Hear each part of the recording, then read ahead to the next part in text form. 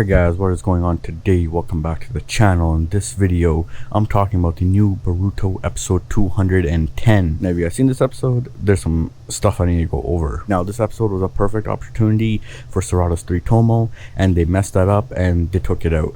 Since this episode revolves around Boru's followers, Delta comes and wipes out the whole base of all of Boru's followers. So Inori, which was the blue-haired girl I was talking about in Sarada's 3 tomo video, it looks like she got annihilated, and that was a good opportunity. They missed an opportunity there for her to get revenge, as it seems that she has feelings for Boru, because as soon as Konohamaru said that Boru is dead, you could tell she started freaking out. She's like, I have nothing else to do, I don't know what to do, Boru was the reason, this and that. So you could tell that she loved Boru. That would have been a good opportunity for her to get revenge on Sarada and maybe Boruto and them for killing Boru. So Sarada could got her 3 tomo then, but it looks like Inori is gone. Now if you go to the beginning of this episode, it follows manga chapter 45 where Code is talking to Jigen about the 10 tails and how Sasuke got the location. Now this part is a bit messed up because the way next episode works is that it goes back to chapter 43 to 44, and this episode starts off with chapter 45. So they're mixing it around a bit, changing it up a bit, because next episode looks like it follows Inojin, Shikidai and them,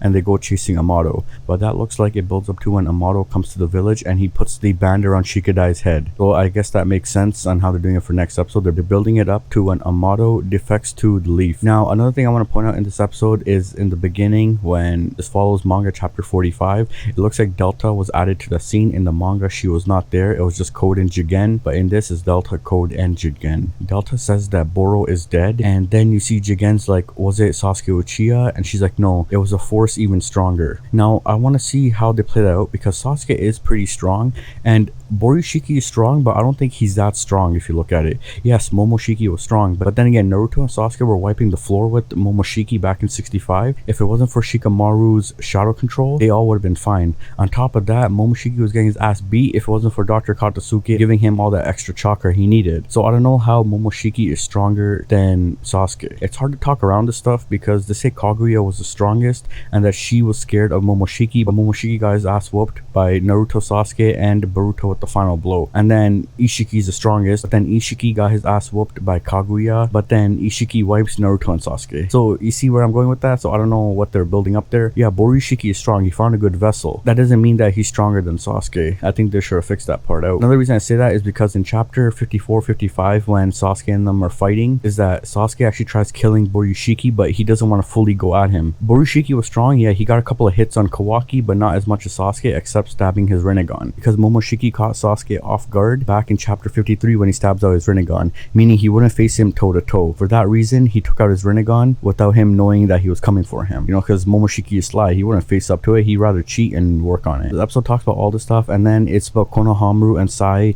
infiltrating the base of Boru's followers and how they're doing experiments with the virus and with vessels and all that sort of stuff. This is the anime canon filler arc, which I still say it's a filler, but this leads up to the next points of how Amato and them defect. This basically explains what happens after Boru is dead, because we don't know what happens to his followers. Otherwise, this episode was pretty nice. I like the new directing they're doing. They get right to the point instead of stretching it like fucking 10-20 episodes. They get straight to the point, which is pretty good so far, because this episode was one episode that was good. Even though it was an anime canon filler, I liked the way it went because it got straight to the point, got everything done with, and that's it. It didn't get expanded into like 3-4 episodes or whatever. So we'll see how the next 5 episodes go, and we gotta see how Sarada gets her 3 tomo, what arc they're gonna give her to get her 3 tomo, because they gotta do something good. They can't do some bougie ass arc. So we'll see where life goes. Anyways, this is what I think. Thanks for watching. Please comment, like, subscribe, and stay tuned for more videos to come.